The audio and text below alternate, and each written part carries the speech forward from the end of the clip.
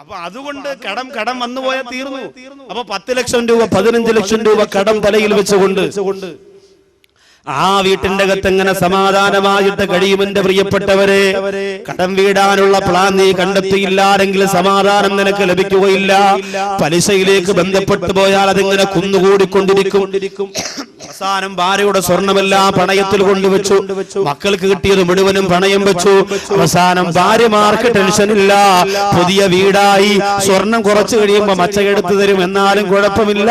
അതേ ഗോൾഡ് മുക്കിയ 200 രൂപയുടെ മാലയുണ്ടല്ലോ, അതുകൊണ്ട് ആ മാല കൊണ്ട് പൊരുത്തപ്പെടാമെന്ന് പറഞ്ഞ് 2 നില കൊട്ടാരത്തിന്റെ സിറ്റ് ഔട്ടിൽ ഇരുന്നു കൊണ്ട് മാതൃഭൂമിയും മനോരമയും പത്രം കാല് നീട്ടിയിരുന്ന് വായിക്കുന്ന പെണ്ണേ, സമാധാനം നിനക്കുണ്ടാകും. പക്ഷേ നിന്റെ ഭർത്താവിന് സമാധാനമില്ല. അടുത്ത ആഴ്ച അവിടെ 10,000, അതിന്റെ അടുത്ത ആഴ്ച ഇവിടെ 50,000, അടുത്ത മാസം അവിടെ 1 ലക്ഷം, ഞാൻ എവിടെ പോകുമെന്ന് പറഞ്ഞ് ഭ്രാന്ത് പിടിച്ചുകൊണ്ട് വരക്കം പായുമ്പോ അമ്മല്ല എങ്കതിയു അൻഹു അബദാ. ഫാത്തിമ ബീവി റളിയല്ലാഹു അൻഹയ്ക്ക് വീടുണ്ടായിരുന്നു. അല്ലാഹു സുബ്ഹാനഹു വ തആല ആ മഹദിയുടെ ബറക്കത്ത് കൊണ്ട്, നമ്മുടെ ആ മഹദിയുടെ പേര് പറഞ്ഞ ചരിത്രം പറയുന്ന മജ്ലിസിന്റെ പോരിശ കൊണ്ട് അല്ലാഹു നമ്മുടെ കുടുംബത്തിൽ ബറക്കത്ത് തരട്ടെ. ഫാത്തിമ ബീവി റളിയല്ലാഹു അൻഹയുടെ വീടിന്റെ വലിപ്പം എത്രയാ? ആ വീട് എങ്ങനെയാണ് എന്റെ പ്രിയപ്പെട്ടവരെ ഉണ്ടാക്കിയത്? ചരിത്രം ഒരുപാട് വിശാലമാണ്. നാളെ തട്ടത്തുമല മുസ്ലിം ജമാഅത്തിൽ ഞാൻ വാല് പറയുന്നത് മഹദി ഫാത്തിമ മഹിളകൾക്കൊരു മാതൃക എന്ന വിഷയമാണ്. ആ ഫാത്തിമ ബീവി റളിയല്ലാഹു തആല അൻഹയ്ക്ക് വീടില്ല. അല്ലാഹുവിന്റെ ഹബീബിന്റെ അടുത്തേക്ക് പറഞ്ഞു വിടുന്നു അലി റളിയല്ലാഹു അൻഹു. ചെന്ന് ചോദിക്കു, ഫാത്തിമ, സമ്പന്നരായ എത്ര സഹാബികളാണ് നിന്നെ നിക്കാഹ് ചെയ്യാൻ വേണ്ടി കാത്തിരുന്നത്? അവർക്കൊന്നും കൊടുക്കാറ് അല്ലാഹു നിന്നെ എനിക്ക് തന്നല്ലോ. അന്ന് മുതൽ നീ പട്ടിണി ആണല്ലോ, നിനക്ക് കിടക്കാടമില്ലല്ലോ. അതുകൊണ്ട് ഫാത്തിമ, നിന്റെ ഹബീബിനോട് പോയി പറഞ്ഞാൽ ഒരു സഹാബിക്ക് 2 വീടുണ്ട് ഫാത്തിമ, അതിൽ നിന്ന് ഒരു വീട് നിനക്ക് തരാൻ പറഞ്ഞ തരുമല്ലോ ഫാത്തിമ എന്ന് പറയുമ്പോ ഫാത്തിമ ബീവി റളിയല്ലാഹു അൻഹ മനസ്സില്ല മനസ്സോടെ നബി തങ്ങളുടെ മുമ്പിലേക്ക് ചെല്ലുകയാണ്. യാ റസൂലല്ലാഹ്, എന്റെ സ്വന്തം ഇഷ്ടപ്രകാരം വന്നതല്ല നബിയേ, എന്റെ മനസ്സനുവദിച്ചിട്ട് വന്നതല്ല, എന്റെ ഭർത്താവ് നിർബന്ധിച്ചത് കൊണ്ട് വന്നതാണ്. ഒന്ന് ചോദിക്കുമോ നബിയേ, ഒരു വീട് എനിക്ക് വേണമെന്നൊന്ന് ചോദിക്കുമോ നബിയേ? അല്ലാഹുവിന്റെ റസൂല് പറയുന്നു, ഫാത്തിമ, നിനക്ക് വീട് തരാൻ ആഗ്രഹമുള്ളവരാണ് ഞാൻ, നിന്റെ കഷ്ടപ്പാട് മാറണമെന്ന് കൊതിയുള്ളവരാണ് ഞാൻ. പക്ഷേ ഫാത്തിമ, വേറൊരാളുടെ മുന്നിൽ പോയി ചോദിക്കാൻ ലജ്ജ എന്നെ അനുവദിക്കുന്നില്ല എന്ന് മദീനയുടെ മണലാരണ്യത്തിന്റെ മണവാളന്റെ മാധുര്യവും മുഴുവനും സ്വീകരിച്ചുകൊണ്ട് കിടന്നുറങ്ങുന്ന പുണ്യവാൻ നബി മുഹമ്മദ് മുസ്തഫ, കല്ലുകൾ പോലും മലകൾ പോലും ആ നബി തങ്ങളുടെ മുമ്പ് വന്നിട്ട് പറഞ്ഞില്ലേ, നബിയെ നിങ്ങൾ സ്വർണമാകട്ടെയോ നബിയെ, അങ്ങയുടെ ബുദ്ധിമുട്ട് മാറാൻ, അങ്ങയുടെ കഷ്ടപ്പാട് മാറാ, ഞങ്ങളെല്ലാ സ്വർണ്ണക്കട്ടികളായി മാറട്ടെയോ എന്ന് പർവ്വതങ്ങൾ വരെ നബി തങ്ങളോട് ചോദിച്ചില്ലേ?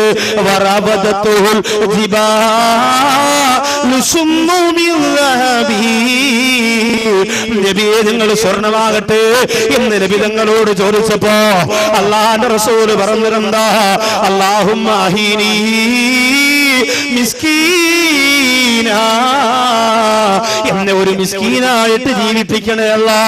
നോക്കണേ എന്റെ പ്രിയപ്പെട്ടവര്, ഞാനും നിങ്ങളും പണമുണ്ടാക്കണ്ട എന്നല്ല, വീട് വെക്കണ്ട എന്നല്ല, പക്ഷേ വീടിന് വേണ്ടി പ്രേമം വെച്ചുകൊണ്ട് 10, 30, 40 ലക്ഷം രൂപയുടെ കടത്തിലേക്ക് ചെന്ന് വീണാൽ അത് വീടാനുള്ള വഴി കാണണേ. പണക്കാര് പല കോമാളിത്തരങ്ങളും നാട്ടിൽ കാണിക്കും, പക്ഷേ അത് കണ്ടിട്ട് തുള്ളാതിക്കല്ലേ പെണ്ണേ.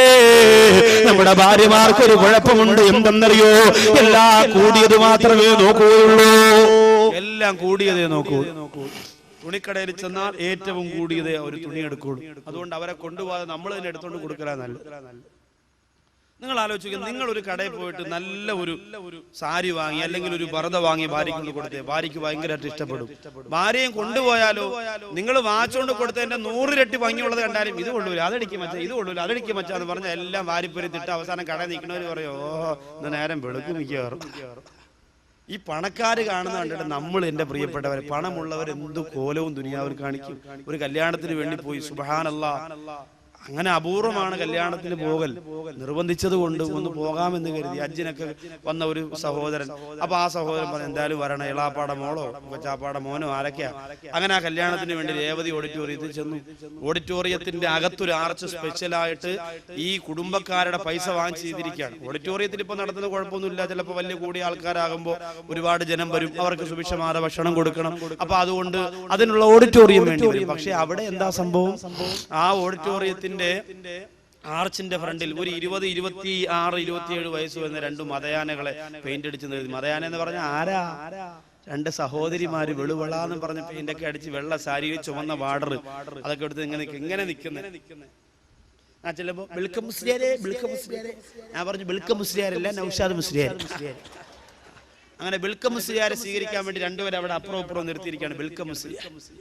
എന്നിട്ടോ ഉസ്താദൊക്കെ എത്ര മനോഹരമായിട്ട് പറഞ്ഞതാ, ബിരിയാണി വേണ്ടവർ പോകണേ തെക്കോട്ട്, നെച്ചോത്തിനാഗ്രഹമുള്ളവർ വടക്കോട്ട്, വെറും ചോറ് കറിയും പ്രഥമനും കിഴക്കോട്ട്, കൈ കഴുകുവാൻ പോകേണ്ടരാ താഴോട്ട്. അല്ലാഹു മഹാനുഭാവന്റെ ഖബർ വിശാലമാക്കി കൊടുക്കട്ടെ. പോയിട്ടുണ്ടോ അടുത്ത ഖബർ? പോയിട്ടുണ്ടോ സിയാറത്തിന്? നേരമുണ്ടോ? 1-2 പേരെങ്കിലും തലകുലുക്കി അല്ലാഹു അവർക്ക് ഹിദായത്ത് ഉറപ്പിച്ചു കൊടുക്കട്ടെ. നല്ല സ്ഥലമാണ്. നമ്മളിങ്ങനെ എത്രയോ മഖബറകൾ പോകുന്നുണ്ട്, എത്രയോ മക്കാമുകൾ പോകുന്നുണ്ട്. തഴവ ഉസ്താദിന്റെ മക്കാമിൽ ചെന്നിട്ട് അൽ ഫാത്തിഹ, അവിടെ പോയി ഒരു ഫാത്തിഹ ഓതി ഉസ്താദിന് വേണ്ടി ദുആ ചെയ്തിട്ട് ഇറങ്ങി വന്ന് മനസ്സിനൊരു സമാധാനമാണ്. അത് ആരാ അവിടെ കിടക്കണ? ഇൽമിന്റെ നിറകുടവാണ്. അസ്റായിൽ വരുന്ന സമയത്ത് വരെയും കിതാബ് കയ്യിൽ വെച്ചുകൊണ്ടിരുന്ന മഹാനാണ്.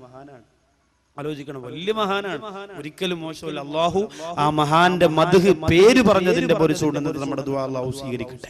അവരൊന്നും മോശക്കാരല്ല പ്രിയപ്പെട്ടവരെ. അവരൊക്കെ പഠിച്ച ഇൽമിന്റെ കടലാസിന്റെ ഒരു വരി 100 കൊല്ലം ബാക്കി ജീവിച്ചിരുന്നാലും പഠിക്കാൻ പറ്റില്ല. അവരൊക്കെ വലിയ മഹാനുഭാവന്മാരാണ്. ദുനിയായ ഇൽമു വരെ അള്ളാഹു കൊടുത്തിട്ടുള്ള മഹാനുഭാവനാണ്. അള്ളാഹു അദ്ദേഹത്തിന്റെ ഗുരുത്വവും പൊരുത്തവും പാവപ്പെട്ട ഒന്നിനും കൊള്ളാത്ത നമുക്ക് തന്ന അള്ളാഹു അനുഗ്രഹിക്കുമാറാകട്ടെ. അങ്ങനെ നമ്മെ അള്ളാഹു നന്നാക്കുമാറാകട്ടെ. അവരുടെയൊക്കെ നഷ്ടം ഒരു വല്ലാത്ത നഷ്ടം തന്നെ. അതുകൊണ്ട് തന്നെ പ്രിയപ്പെട്ടവരെ, പണക്കാര് പല കോലങ്ങളും കാണിക്കും. 3 കോടി രൂപയുടെ കല്യാണം പെരുമ്പാവൂരിൽ ഒരു വലിയ സമ്പന്നനായ മനുഷ്യൻ, മുസ്ലിം സഹോദരൻ നടത്തിയതാ. 3 കോടി രൂപ ഭക്ഷണത്തിന് മാത്രം. തലേ ദിവസം NG ശ്രീകുമാറിന്റെ ഗാനമേള, കല്യാണത്തിന്റെ എരഞ്ഞോളി മൂസാര ഗാനമേള. ഒരു ഉമ്മാമ പറഞ്ഞത് എരഞ്ഞോളി മൂസായെ കുറിച്ച് ഒരുപാടൊന്നും പറയണ്ട, ആള് ഉണങ്ങിയിരുന്നാലും ഉള്ളത് കാതലാണ്. ആരാ നമ്മൾ ഓർത്തു നോക്കി? ഇതൊക്കെ നമ്മുടെ നാട്ടിൽ നടക്കുമ്പോ കൂലിവേല കഴിഞ്ഞു മടങ്ങി വരുന്ന ഭർത്താവിനോട് മോളെ നിക്കാഹിന്റെ കാര്യം പറഞ്ഞ് സങ്കടം പറയുന്ന ഉമ്മ, 50,000 രൂപ പോലും കടം വാങ്ങാൻ നിവർത്തിയില്ലാതിരിക്കുന്ന ഭർത്താവിനെ കൊണ്ട് ആഡംബരത്തിന്റെ കല്യാണം നടത്തിക്കാൻ 10 ലക്ഷം രൂപ മറിക്കാൻ നിർബന്ധിക്കുന്ന ഉമ്മ, അവസാനം ഇതെവിടെ കൊണ്ടുപോയി തീർക്കും? എന്റെ പ്രിയപ്പെട്ടവരെ, മോളെ കല്യാണം നടത്തിയിട്ട് വീട് വെച്ചിട്ട് ലക്ഷക്കണക്കിന് രൂപയുടെ കടത്തിൽ മുങ്ങിപ്പോറ എത്രയോ ഉപ്പമാരുണ്ട്, എത്രയോ കുടുംബമുണ്ട്. അല്ലാഹു നമ്മെ കടബാധ്യതയിൽ നിന്ന് പരിപൂർണമായി മരിക്കാനുള്ള ഭാഗ്യം അല്ലാഹു തരട്ടെ. അതുകൊണ്ട് പണക്കാര് പലതും പറയും, പക്ഷേ അത് കണ്ടിട്ട് നമ്മൾ ചാടല്ലേ. ഭർത്താവിന്റെ വരുമാനം പറഞ്ഞ്, മക്കളുടെ വരുമാനം പറഞ്ഞ് മാത്രം ചിലവിന് നേതൃത്വം കൊടുക്കണം സഹോദരിമാരെ. അതുകൊണ്ട് വിഷയത്തിലേക്ക് മടങ്ങി വരട്ടെ. നിങ്ങൾ ഈ ദുനിയാവിന്റെ ചതിയിൽ പെടല്ലേ. ആഖിറത്തേക്കാ ദുനിയാവിനെ ഇഷ്ടപ്പെട്ടു പോയ 4 ദൂഷ്യമാണ്. അതിലൊന്നെന്തെന്നറിയോ? ഹമ്മല്ലാ യൻഖതിഉ അൻഹു അബദാ. രണ്ടാമത്തെ ഖിയാമത്തിൽ അല്ലാഹുവിന്റെ റസൂൽ പറയുന്നു വശുഗലല്ലാ യതഫറഗു മിൻഹു അബദാ. ഒരിക്കലും തീരാത്ത ജോലിയാണ്, എന്നും ജോലിയായിരിക്കും. സുഖിക്കാനുള്ള യോഗമില്ല, സന്തോഷിക്കാനുള്ള സമയമില്ല. ജോലി ചെയ്യുക, പണമുണ്ടാക്കുക, ജോലി ചെയ്യുക, പണമുണ്ടാക്കുക, അങ്ങനെ രാപകലില്ലാതെ ജോലി ചെയ്ത് സുഖമറിയാറ്, സന്തോഷമറിയാറ്, സന്തോഷത്തിൽ ജീവിതത്തിന്റെ ഒരൽപ്പം നിമിഷം പോലും സന്തോഷിക്കാറ് പൊട്ടിക്കരന്നുകൊണ്ട് മരിക്കേണ്ടി വരും. ഇതാണ് രണ്ടാമത്തെ ദൂഷ്യം. മൂന്നാമത്തത് അമലല്ല യബ്ലഗു ഇലാഹു അബദാ. ഒരിക്കലും അവസാനിക്കാത്ത ആർത്തിയെ അല്ലാഹു നിനക്ക് തരുന്നതാണ്.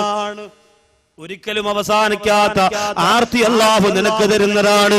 എന്നാൽ എന്റെ പ്രിയപ്പെട്ടവരെ, ഒരു വിശ്വാസിക്ക് ആർത്തി ഉണ്ടാവുകയില്ല. സഹോദരിമാരിങ്ങനെ ഒന്നിന് പിറകെ ഒന്നായി ആഗ്രഹിക്കുന്നവരെന്തെന്നറിയോ?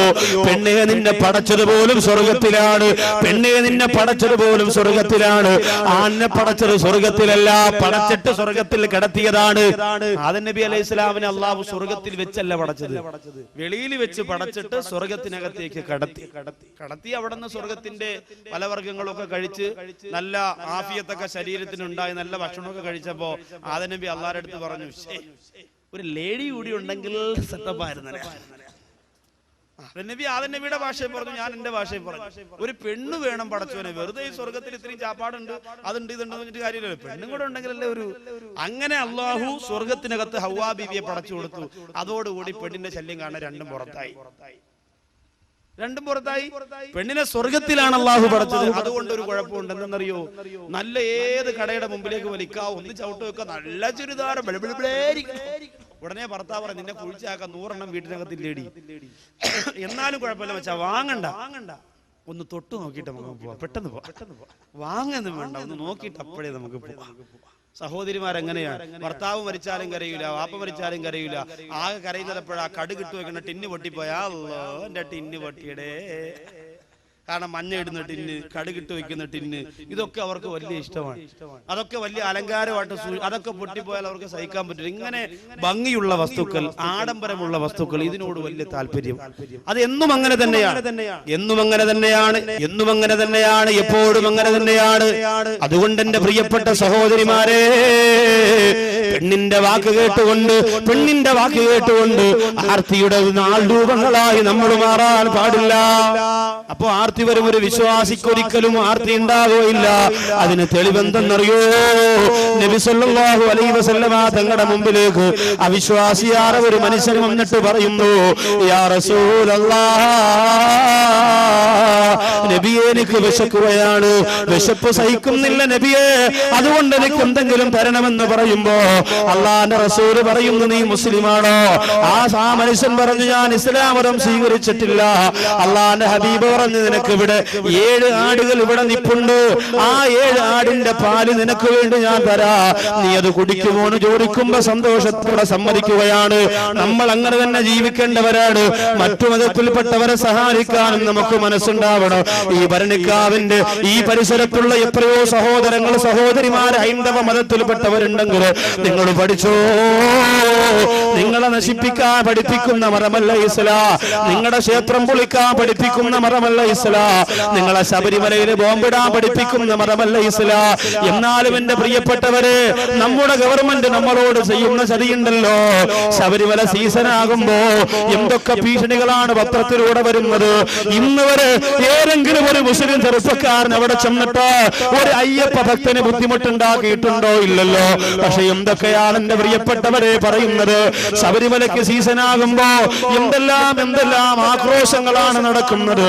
മുസ്ലിം സമുദായത്തെ പരിശോധിക്കാനും പരീക്ഷിക്കാനും വേണ്ട മോനെ. ഈമാനുള്ളവർ നിങ്ങൾ നശിക്കാൻ ആഗ്രഹിക്കുന്നവരല്ല, നിങ്ങളുടെ ഹിദായത്തിന് വേണ്ടി ദുആ ചെയ്യുന്നവരാണ്. പുൽമേടിൽ മരിച്ചു വീണ 100 കണക്കാർ അയ്യപ്പ ഭക്തന്മാരുടെ പത്രത്തിൽ വന്ന വാർത്ത കണ്ടിട്ട് നിങ്ങളുടെ കണ്ണ് നിറഞ്ഞില്ല ആരെങ്കിൽ, എന്റെ പ്രിയപ്പെട്ട ഹൈന്ദവരെ, അത് കണ്ട് കരഞ്ഞു പോരവരാണ് ഞാൻ. കാരണം അവരും മനുഷ്യനാണല്ലോ. അല്ലാഹുവിന്റെ ഹബീബ് ജൂതന്റെ മയ്യപ്പിനോട് പോലും ആദരവ് കാണിക്കണമെന്ന് പഠിപ്പിച്ച നബിയാണ്. ആ നബി തങ്ങളുടെ മുമ്പിലേക്ക് വന്നിട്ട് ഈ പാവപ്പെട്ടവൻ പറയുന്നു, ഞാൻ ഇസ്ലാം മതം സ്വീകരിച്ചിട്ടില്ല, എനിക്ക് വിശക്കുകയാണ്, വല്ലതും തരണം. നബി തങ്ങൾ 7 ആടിന്റെ പാല് കറന്നിട്ട് ആ മനുഷ്യന് കൊടുത്തു. അത് കുടിച്ചിട്ട് അയാള് പറഞ്ഞു, നബിയേ, എന്റെ വിശപ്പടങ്ങിയിട്ടില്ല, എന്റെ വിശപ്പ് തീർന്നിട്ടില്ല, എന്നാലും ഞാൻ തിരിച്ചു പോവാൻ, ഇനി ആട് ഇവിടെ ഇല്ലല്ലോ. ഇയാള് പിന്നീട് മുസ്ലിമായിട്ട് അള്ളാന്റെ ഹബീബിന്റെ മുമ്പിലേക്ക് ഇസ്ലാം മതം സ്വീകരിച്ചതിന് ശേഷം വരികയാണ്. വന്നിട്ട് പറയുന്നു, നബിയേ, മുമ്പ് ഞാനിവിടെ വന്നിട്ടുണ്ട് നബിയേ, അന്ന് എനിക്കുണ്ടായിരുന്ന വിശപ്പിനേക്കാൾ ഒരുപാട് വിശപ്പ് എനിക്ക് ഇപ്പോഴുണ്ട് നബിയേ, അതുകൊണ്ട് എനിക്ക് പഴയതുപോലെ നിങ്ങൾ പാല് തരുമോ എന്ന് ചോദിക്കുമ്പോ അള്ളാന്റെ റസൂല് പറയുകയാണ്, വിഷമിക്കണ്ട, അന്ന് 7 ആടിനെ കറന്നു തരാനേ പറ്റിയോളെങ്കിൽ ഇന്ന് 70 ആടിന്റെ പാല് വേണമെങ്കിലും കറന്നു തരാനുള്ള സംവിധാനം, സൗകര്യം എന്റെ സഹാബത്തിനുണ്ട്, അതുകൊണ്ട് സങ്കടപ്പെടണ്ടെന്ന് പറഞ്ഞ് ഓരോ ആടിനെ ഇതാ കറക്കാൻ തുടങ്ങി. 1ാമത്തെ ആടിനെ കറന്നുകൊണ്ട് പാല് കൊണ്ടുവന്ന സഹോദരന്റെ കയ്യിലേക്ക് കൊടുക്കുമ്പോ പകുതി പാല് കുടിച്ചിട്ട് അയാള് പറയുന്നു, മതി നബിയേ, എന്റെ വിശപ്പ് തീർന്നു നബിയേ. അള്ളാന്റെ റസൂൽ ചോദിച്ചു, എന്ത് നിന്റെ വിശപ്പ് തീർന്നു പോയതെന്ത്? അന്ന് വന്നതിനേക്കാളും വിശപ്പോട് കൂടിയാണല്ലോ വന്നത്, എന്നിട്ടെന്ത് ഇപ്പൊ വിശക്കുന്നില്ല എന്ന് ചോദിക്കുമ്പോ ആ സഹോദരൻ പറയുന്നു, നബിയേ, എന്തെന്ന് എനിക്കറിയില്ല. അള്ളാന്റെ ഹബീബ് പറഞ്ഞു, നീ ആ പാല് കുടിക്കുന്നതിന് മുമ്പ് നിന്റെ ചുണ്ടോട് ചേർത്ത് വെച്ച് ബിസ്മില്ലാഹിർ റഹ്മാനിർ റഹീം എന്ന് പറഞ്ഞില്ലേ, അതിന്റെ ബറക്കത്താണ്. അവിശ്വാസികൾക്കത് പറയാനുള്ള യോഗമില്ലല്ലോ, അവിശ്വാസികൾക്ക് അൽഹംദുലില്ലാഹ് പറയാനുള്ള യോഗമില്ലല്ലോ. അവിശ്വാസികൾക്ക് ഭക്ഷണം കഴിക്കുമ്പോ ബിസ്മില്ലാഹിർ റഹ്മാനിർ റഹീം എന്ന് പറയാൻ കഴിയില്ലല്ലോ. അതിന് അല്ലാഹു എന്നെയും നിങ്ങളെയും തിരഞ്ഞെടുത്തില്ലേ, അത് നമ്മുടെ ജീവിതത്തിന്റെ ബറക്കത്താണ്. അത് പറയാൻ പോലും സമയമില്ല നമുക്ക്, അതൊന്നും ഉച്ചരിക്കാൻ പോലും നേരമില്ല നമുക്ക്. എന്റെ പ്രിയപ്പെട്ടവരെ, വേണ്ട വേണ്ട, ആ വിസ്മയോടുകൂടി ജീവിച്ചത് കൊണ്ടല്ലേ ഫാത്തിമ ബീവി റളിയല്ലാഹു തആല അൻഹ ആർത്തി വരാത്തത്? എന്തുകൊണ്ടാണ്? വഫാത്തിന്റെ വേളയിൽ അലി റളിയല്ലാഹു തആല അൻഹു ചോദിക്കുന്നു, ഫാത്തിമ, നീ ഒരുപാട് പട്ടിണി കിടന്നിട്ടുണ്ടല്ലോ, ഒരുപാട് കഷ്ടപ്പാട് സഹിച്ചിട്ടുണ്ടല്ലോ, അതെല്ലാം ഞാൻ ഭർത്താവായി വന്നത് കൊണ്ടാണെന്ന് നബി തങ്ങളോട് പരാതി പറയല്ലേ ഫാത്തിമ. ആ സമയത്ത് ഫാത്തിമ ബീവി റളിയല്ലാഹു അൻഹ കൊടുത്ത മറുപടി എന്തെന്നറിയോ? ഉടുതുണിക്കും മറുതുണിയില്ലാതെ കിടന്നവളാണ് ഫാത്തിമ. എന്റെ പ്രിയപ്പെട്ടവരെ, ജോലി ചെയ്ത് കൈയുടെ രക്തം പൊട്ടി ഒഴുക്കിയവളാണ് ഫാത്തിമ.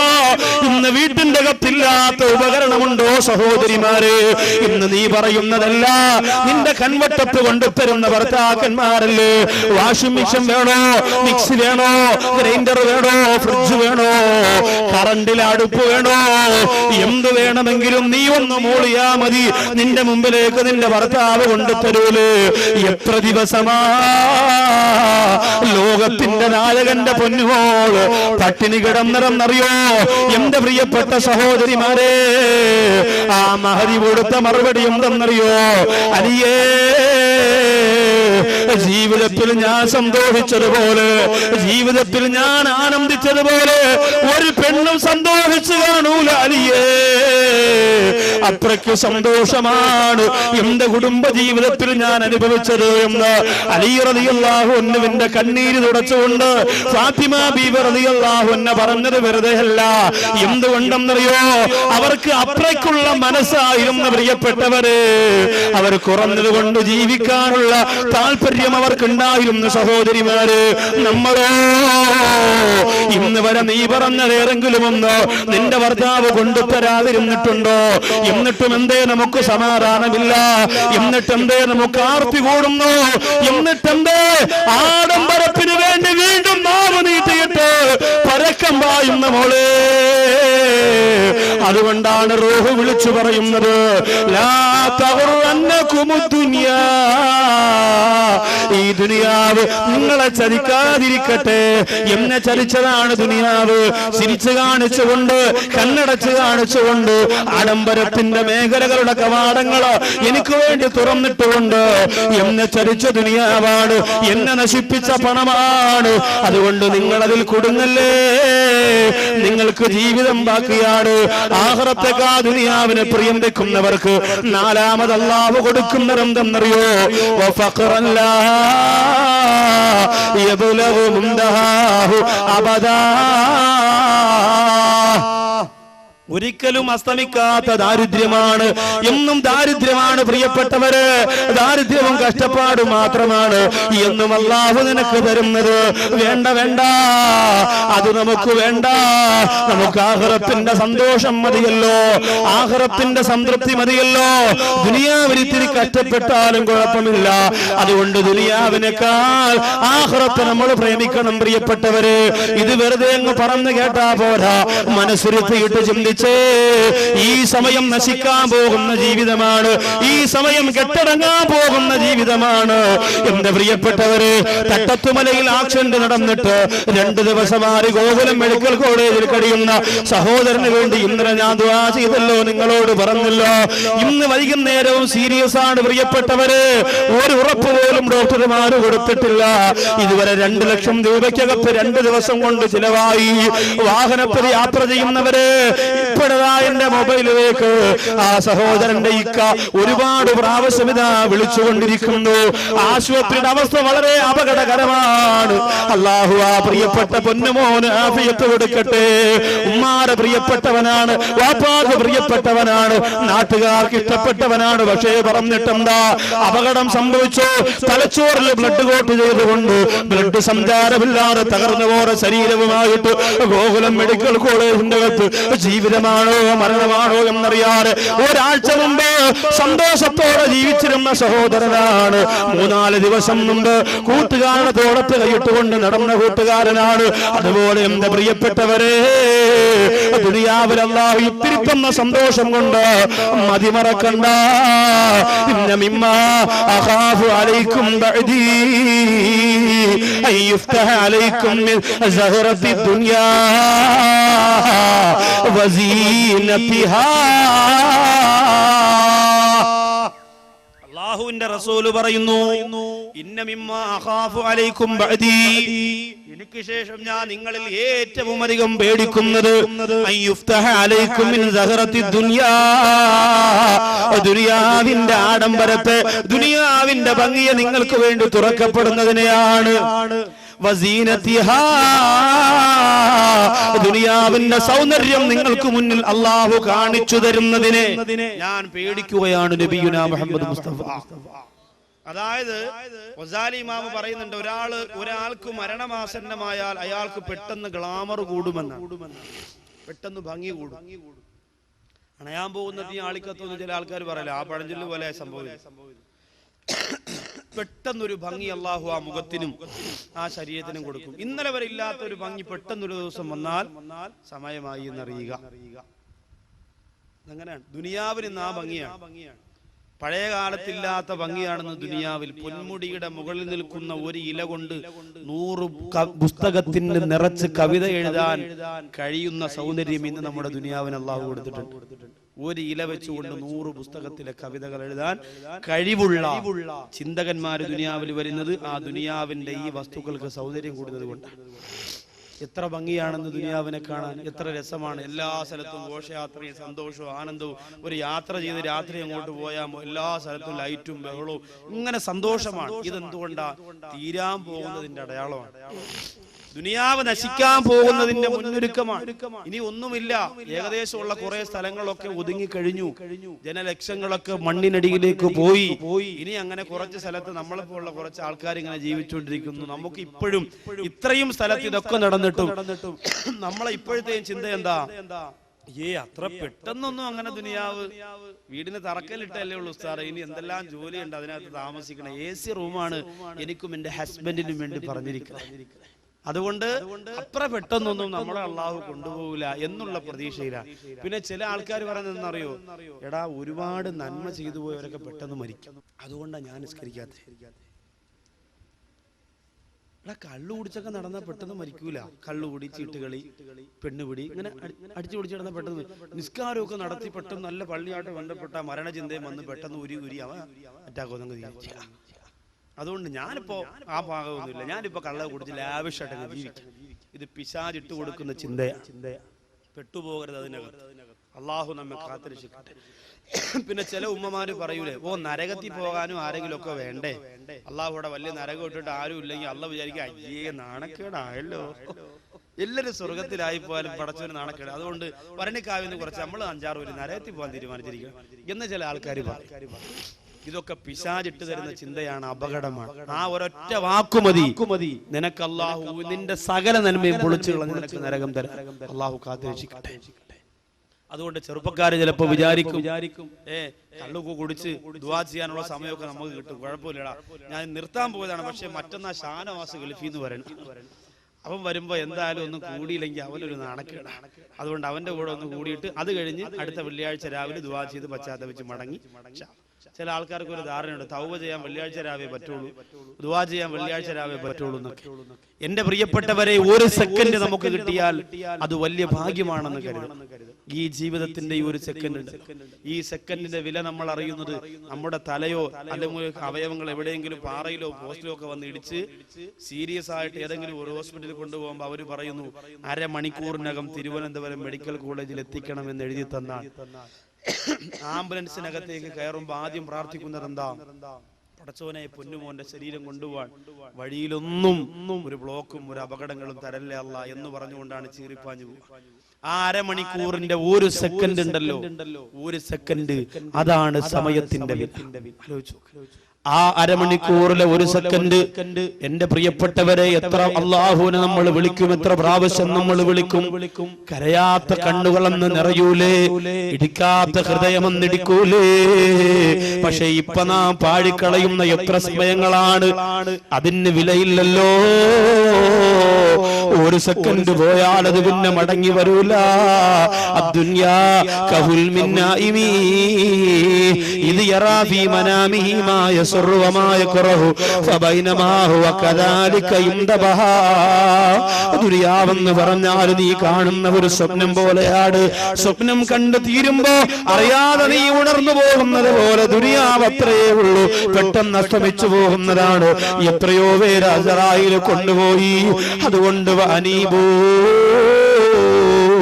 ഇലാ റബ്ബിക്കും വഅസ്ലിമൂ, അല്ലാഹുവിന്റെ വാർഷത്തിലേക്ക് മടങ്ങി വന്നുകൊണ്ട് തൗബ ചെയ്ത് പശ്ചാത്തപിച്ച് കണ്ണീരോടെ കള്ളിൽ നിന്ന്, കഞ്ചാവിൽ നിന്ന്, പെണ്ണിൽ നിന്ന് ഒഴിവായി അല്ലാഹുവിന്റെ മാർഗത്തിലേക്ക് മടങ്ങി വന്നോ.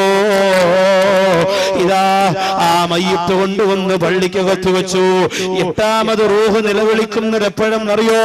പള്ളിക്കകത്ത് വെച്ചിട്ട് പിന്നെ ഉസ്താദ് സമയമുണ്ടെങ്കിൽ ഒരു 5 മിനിറ്റ് ഒരു നസീഹത്ത് കൊടുക്കുമല്ലോ. മയ്യത്ത് കൊണ്ട് പള്ളിക്കകത്ത് വെച്ചു. എല്ലാവരും ഒളുവെടുക്കുന്നു, എല്ലാ ആൾക്കാർക്ക് ഒളുവുണ്ട്. മയ്യത്ത് നിസ്കാരത്തിന് ഒളു വേണമോ എന്ന് ചോദിച്ചവര് പോലുമുണ്ട്. അള്ളാഹു കാക്കട്ടെ. കൊച്ചിൻ ഹനീഫ മരണപ്പെട്ടപ്പോൾ എറണാകുളം സ്റ്റേഡിയത്തിൽ മയ്യത്ത് നിസ്കാരത്തിന് സിനിമാ നടൻ സിദ്ദീഖ് നേതൃത്വം കൊടുത്തത് നമ്മളൊക്കെ കണ്ടതാണ്.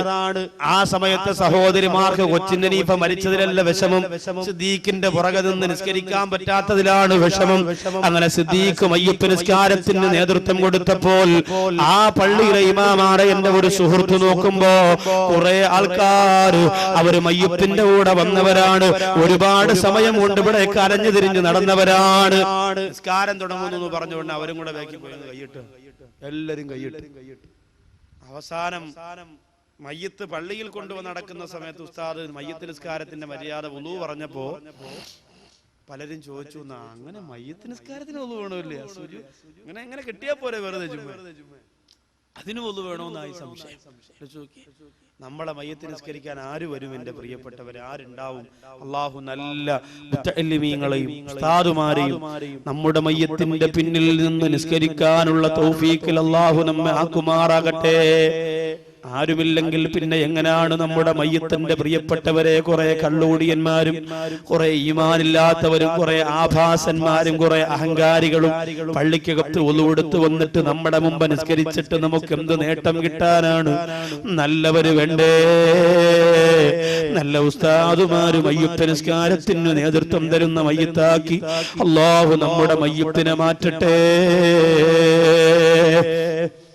ആ മയ്യത്ത് കൊണ്ടുവന്ന് വെക്കുമ്പോൾ ഉസ്താദ് നസീഹത്തിന് തുടക്കം കുറിക്കുമ്പോ ഉസ്താദുമാര് പറയാറുണ്ടല്ലോ, ഈ പിതാവിന് വല്ല കടബാധ്യതയുമുണ്ട് എങ്കിൽ ജീവിച്ചിരിക്കുന്ന മക്കളുമായി ബന്ധപ്പെട്ട് നിങ്ങളത് പരിഹരിക്കണമെന്ന് പറയുമ്പോൾ മയ്യത്ത് നിസ്കരിക്കാൻ വന്ന 30 പേരാണ്.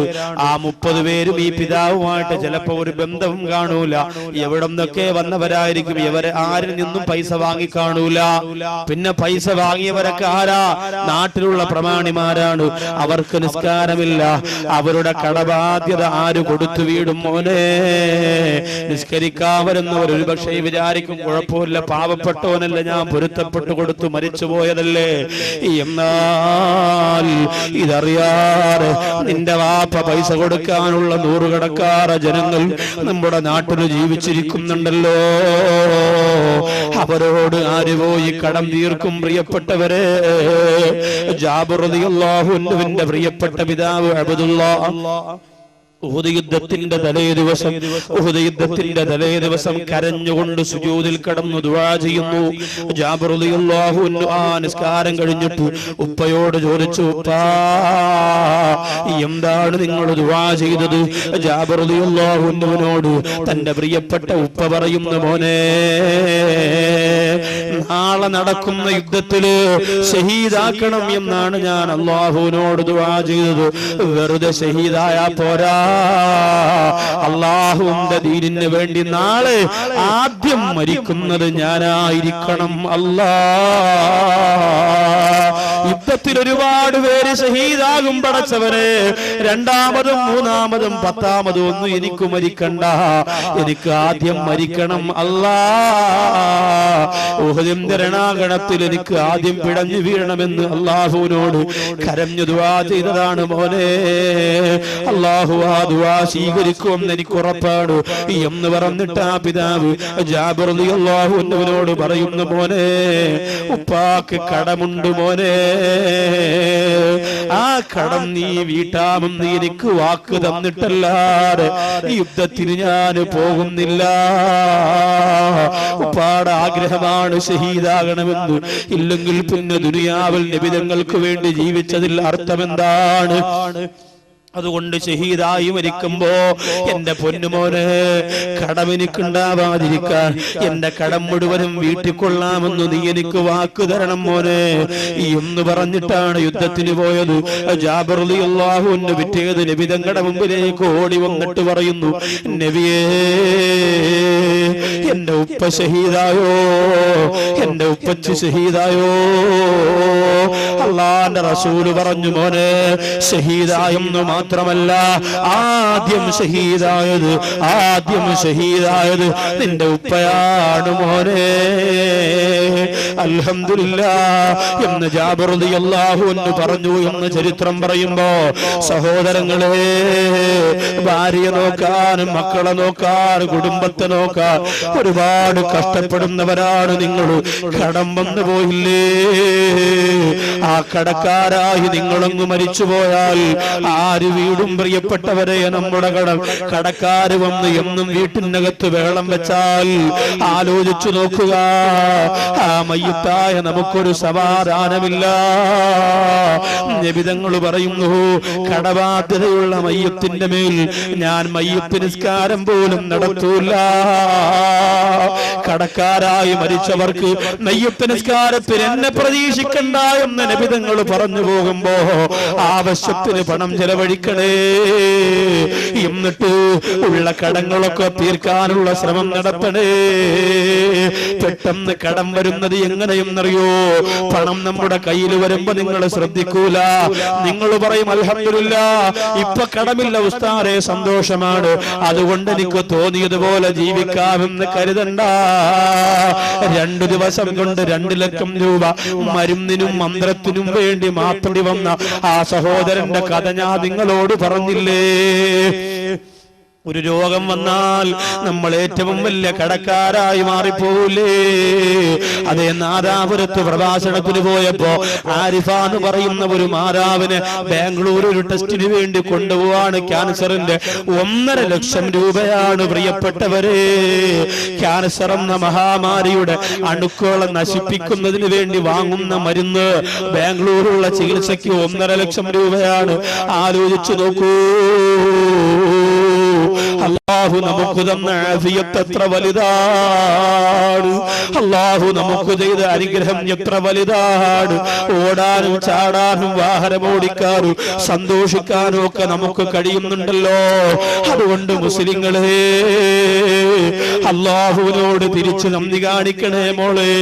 മഗ്‌രിബിന്റെ സമയത്ത് സീരിയലിന്റെ മുമ്പിൽ കമിഴ്ന്നു കിടക്കാറ്, പാതിരാത്രി നിലവിളക്കും കൊലവിളക്കും ഉത്സവപ്പറമ്പുമായി സമയം ചെലവഴിക്കാറ്, നിന്റെ വീട്ടിന്റെ അകത്ത് നീ എടുത്തിട്ട് ഒരുപാട് ദിവസമാരെ ഖുർആൻ ഉണ്ടല്ലോ, മൗലിദ് കിതാബ് ഉണ്ടല്ലോ, ഒന്നെടുത്തു വെച്ചിട്ട് പാരായണം ചെയ്യാൻ, ഒരു യാസീൻ ഓതാൻ, അർ-റഹ്മാൻ ഓതാൻ എന്റെ സഹോദരിമാർക്ക് നേരമുണ്ടോ? മലപ്പുറം ജില്ലയിലെ ഒരു കുടുംബത്തിന്റെ കഥ പത്രത്തിലൂടെ വായിച്ചില്ലേ? സാമ്പത്തിക ബുദ്ധിമുട്ട് കാരണമായി, പ്രതിസന്ധിയും പ്രയാസവും കാരണമായി, അതേ 3 മക്കളിൽ മൂത്തയാളിന് ക്യാൻസർ വന്നു. അല്ലാഹു നമ്മെ കാക്കട്ടെ. ഏറ്റവും വലിയ വേദനയുള്ള രോഗവേദന ചോദിച്ചാൽ ഡോക്ടർമാർക്ക് ഒരേ ഒരു മറുപടിയേ ഉള്ളൂ, അത് ക്യാൻസറാണ്. അത് വല്ലാത്ത വേദനയാണ്. തിരുവനന്തപുരം RCCയുടെ ഹോസ്പിറ്റലാകുന്ന RCCയുടെ മുകളിൽ നിന്ന് ക്യാൻസറിന്റെ വേദന സഹിക്കാനാകാതെ താഴേക്ക് ചാടി മരിച്ചു പോറ ഒരു സഹോദരന്റെ വാർത്താപത്രത്തിലൂടെ അറിഞ്ഞവരല്ലേ നിങ്ങൾ? അല്ലാഹു കാത്തുരക്ഷിക്കട്ടെ. റഹ്മാനേ, ഈ സരസിൽ വന്ന് ഞങ്ങളാർക്കും നീ ക്യാൻസർ തരല്ല അല്ലാ. ഈ സരസിൽ വന്ന് ഞങ്ങൾക്ക് ആർക്കും പടച്ചവരെ ക്യാൻസർ എന്ന രോഗം വരുത്തല്ല അല്ലാ. ഞങ്ങളുടെ അരുമ മക്കൾക്ക് നീ ക്യാൻസർ വരുത്തല്ല അല്ലാ. നിങ്ങളുടെ സന്തോഷമാണ് ഞങ്ങളുടെ മക്കൾ, ഞങ്ങളുടെ സമ്മാനമാണ് ഞങ്ങളുടെ മക്കൾ, ഞങ്ങളുടെ ജീവിതത്തിന്റെ സമ്പാദ്യമാണ് ഞങ്ങളുടെ മക്കൾ. അതുകൊണ്ട് പടച്ചവരെ ഞങ്ങളുടെ മക്കൾക്ക് ക്യാൻസർ വരുത്തല്ല റബ്ബേ. ഒരു മകന് ക്യാൻസർ വന്നു, 2.5 വർഷമായിട്ട് ചികിത്സയിലാണ്. എല്ലാം കടവും കടക്കടിയുമായി. ഇനി ആരോടും പൈസ ചോദിക്കാനും ബാക്കിയില്ല. അവസാനം രോഗം മൂർധന്യതയിലെത്തിയപ്പോ മലപ്പുറത്തിരുന്ന് തിരുവനന്തപുരം RCCയിലേക്ക് എഴുതി വിട്ടപ്പോൾ ആ സഹോദരൻ നാളെ പോകാമെന്ന് പറഞ്ഞ് മോനെയും കൊണ്ട് വീട്ടിൽ വന്നു. മോനെ കെട്ടിപ്പിടിച്ച് ഒരുപാട് നേരം പൊട്ടിക്കരഞ്ഞിട്ട് ആ പിതാവ് റോഡിലേക്ക് പോയി. എന്തിനെന്നറിയോ? കയ്യിലുള്ള ചില്ലറ കാശ് കൊടുത്തിട്ട് വിഷം വാങ്ങുകയാണ് എന്റെ പ്രിയപ്പെട്ടവര്. ഇത് ഞാനും നിങ്ങളും പത്രത്തിലൂടെ വായിച്ച വാർത്തയാണ്. എന്റെ സഹോദരിമാരെ, വിഷം വാങ്ങിയിട്ട് ചോറിലൂടെ കലർത്തിയിട്ട് പ്രിയപ്പെട്ട ഭാര്യയോട് പറഞ്ഞു, പെണ്ണേ, നമ്മുടെ 3 മക്കൾക്കും കൊടുത്തു നമുക്കും അങ്ങ് മരിക്കാം. ഭാര്യ പറഞ്ഞു, ഇല്ല, എന്റെ അരുമ മക്കൾക്ക് ഞാനിത് കൊടുക്കൂല. എന്റെ മക്കൾക്ക് ഇത് കൊടുക്കാനാണോ മരണവേദന അനുഭവിച്ചുകൊണ്ട് ഞാൻ എന്റെ മക്കളെ പറ്റത്? അതുകൊണ്ട് ഞാൻ കൊടുക്കൂല എന്ന് പറഞ്ഞ് ഭാര്യ മാറുമ്പോൾ അവസാനം ഭാര്യയോട് പറയുന്നു, പെണ്ണേ, എന്റെ മൂത്ത മകൾ നരകിച്ച് ആരും സഹായിക്കാനില്ലാതെ എന്റെ വീട്ടിന്റെ അകത്ത് കിടന്ന് പുഴുത്തു മരിക്കുന്നത് കാണണോ? അതിനേക്കാൾ നല്ലത് ഇപ്പോഴങ്ങ് മരിക്കുന്നതല്ലേ? രോഗം കാർന്ന് തിന്നുകൊണ്ടിരിക്കുന്ന മോന്റെ ശരീരം പണമില്ലാത്ത നമ്മളെവിടെ കൊണ്ടുപോകാനാണ്? പള്ളിക്കാര് സഹായിച്ചല്ലോ, സംഘടനകൾ സഹായിച്ചല്ലോ എന്ന് പറഞ്ഞുകൊണ്ട് അവസാനമറ 3 മക്കളുടെ വായിലേക്കും ചോറ് വാരി വെച്ചു കൊടുക്കുമ്പോ ഇളയ മകനുണ്ടല്ലോ, പുഞ്ചിരിയുടെ പ്രകാശം പോലും മാറാത്ത, വാപ്പാന്ന് വിളിച്ചു കൊതിതീരാത്ത, ഉമ്മാന്ന് വിളിച്ചു കൊതിതീരാത്ത 2 വയസ്സിന്റെ അകത്ത് പ്രായമുള്ള പൊന്നുമോന്റെ വായിലേക്ക് വിഷമൂട്ടപ്പെട്ട ഭക്ഷണം എടുത്ത് വെച്ചു കൊടുത്തിട്ട് 5 മയ്യിത്തല്ലേ മറിഞ്ഞു വീണുപോയത്. അല്ലാഹു നമ്മെ കാത്തുരക്ഷിക്കട്ടെ. ദുആ ചെയ്യൂ സഹോദരങ്ങളെ. രണ്ട് കൈ ഉയർത്തി അല്ലാഹുവിനോട് ദുആരംഭോ. റഹ്മാനായ പടച്ചതമ്പുരാൻ ഈ ഒരു ബുദ്ധിമുട്ട് തരാതിരിക്കാൻ വേണ്ടി നിറകണ്ണുകളോട് ദുആരംഭോ. ചിരിച്ചു കളിച്ചുകൊണ്ട് നടക്കുന്ന പെങ്ങള്, സീരിയലാണ് ദുനിയാവെന്ന് കരുതിപ്പോയ പെണ്ണ്, അതേ അന്യപുരുഷന്മാരുമാരി കറങ്ങുന്ന സന്തോഷമുണ്ടല്ലോ, ആ സന്തോഷമാണ് ഏറ്റവും വലിയ ദുനിയാവെന്ന് കരുതിപ്പോയവള് തീർന്നല്ലോ. ഒരു രോഗം വരുമ്പോ അതിലൊന്ന് പിടിച്ചു നിൽക്കാൻ പോലും കഴിവില്ലാത്ത കെൽപ്പില്ലാത്ത നമുക്കെന്ത് യോഗ്യതയാണ് ദുനിയാവിലുള്ളത്? അതുകൊണ്ട് അല്ലാഹു ആണ് വലിയവൻ. എല്ലാം തരുന്നത് അല്ലാഹു ആണ്. സന്തോഷം തരുന്നത് അല്ലാഹു ആണ്. രോഗം തരുന്നത് അല്ലാഹു ആണ്. സങ്കടം തരുന്നത് അല്ലാഹു ആണ്. പണം തരുന്നത് അല്ലാഹു ആണ്. അതുകൊണ്ട് കടത്തിൽ നിന്ന് രക്ഷപ്പെടാനുള്ള വഴി തേടിക്കോ. കടമില്ല എന്ന് പറഞ്ഞ് നിങ്ങളാരും അഭിമാനിക്കണ്ട. കടക്കാരനാകാൻ ഒരുപാട് നേരമൊന്നും വേണ്ട. ഒരു ചെറിയ ആക്സിഡന്റ് സംഭവിച്ചാൽ 10 ലക്ഷം രൂപയുടെ കടമായില്ല പോരെ. ഒരു ചെറിയ അസുഖം വന്നാ വീട് വിറ്റില്ലേ, പറമ്പ് വിറ്റില്ലേ, മക്കളെയും തോളത്ത് വെച്ചുകൊണ്ട് ഓടി നടക്കൂലേ? എത്രയോ പേര് നമ്മുടെ പള്ളികളുടെ മുറ്റത്ത് നമ്മുടെ ജുമാനസ്കാരം കഴിഞ്ഞിറങ്ങി വരുമ്പോ കർച്ചീപ്പും ശാളും പിരിച്ചിട്ട് കരഞ്ഞുകൊണ്ട് പറയുന്നുണ്ടല്ലോ, ആചാരേ മോൾക്ക് ഓപ്പറേഷനാണ്, 10 രൂപ തരണേ. അതുപോലെ പോകുന്നവരുടെ കാല് പിടിച്ചിട്ടല്ലേ പറയാ 2 രൂപയും 3 രൂപയും ചോദിക്കുന്ന ഗതികേട് അല്ലാഹു നമുക്ക് തന്നില്ലല്ലോ. അതിന് നന്ദി കാണിക്കണം, അതിന് നന്ദി കാണിക്കണം പ്രിയപ്പെട്ടവരെ. അതിന് അല്ലാഹു ഭാഗ്യം തരട്ടെ. അല്ലാഹുവേ റഹ്മാനായ രാജ സയ്യിദാന പടച്ചവനെ, സാധുക്കളായ ഞങ്ങളുടെ ഈ മജ്ലിസിനെ നീ വിജയിപ്പിക്കണേ റഹ്മാനെ. അല്ലാഹുവേ കോരിച്ചൊരിയുന്ന മഴ ഒരുപാട് തകർത്തു തിമിർത്തു പെയ്തിട്ട് പോലും അല്ലാഹുവേ ഞങ്ങളുടെ സരസിലേക്ക് ഒരുപാട് ദൂര സ്ഥലത്തിരുന്ന് പോലും സഹോദരങ്ങൾ വാഹനങ്ങളിലായും നടന്നും കുഞ്ഞുങ്ങളെയും കൊണ്ട് ഈ സരസിലേക്ക് വന്നവരുണ്ട് റഹ്മാനെ. അല്ലാഹുവേ അവിടെ ഓരോ സെക്കൻഡിലും നീ അർഹമായ പ്രതിഫലം കൊടുക്കണേ അല്ലാ. അവരുടെ എല്ലാ ബുദ്ധിമുട്ടുകളും വിഷമങ്ങളും നീ മാറ്റി കൊടുക്കണേ റഹ്മാനെ. അല്ലാഹുവേ പരിശുദ്ധമായ മജ്ലിസിൽ ഞങ്ങൾ ചർച്ച ചെയ്തത് ആത്മാവിന്റെ നൊമ്പരങ്ങളെ കുറിച്ചാണ്. അല്ലാഹുവേ ഞങ്ങളുടെ റൂഹ് സ്വാലിഹീങ്ങളുടെ റൂഹാവണേ അല്ലാ. നിന്റെ സ്വർഗത്തിന്റെ പൂന്തോട്ടത്തിൽ റഹ്മാനായ പടച്ചവനെ, നിന്റെ സ്വർഗത്തിന്റെ പൂന്തോട്ടത്തിൽ ഇരിക്കുന്ന റൂഹാക്കണേ തമ്പുരാനെ. ചെറുതും വലുതുമാറി ഒരുപാട് സഹോദരങ്ങൾ ഒരുപാട് സഹോദരിമാര് സ്വതക്ക ചെയ്തിട്ടുണ്ട് റഹ്മാനെ. അല്ലാഹുവേ ആ സ്വതക്കയൊക്കെ നീ സ്വീകരിക്കണേ പടച്ചവനെ. അല്ലാഹുവേ ആ സ്വതക്ക സ്വീകരിച്ചവരുടെ സമ്പത്ത്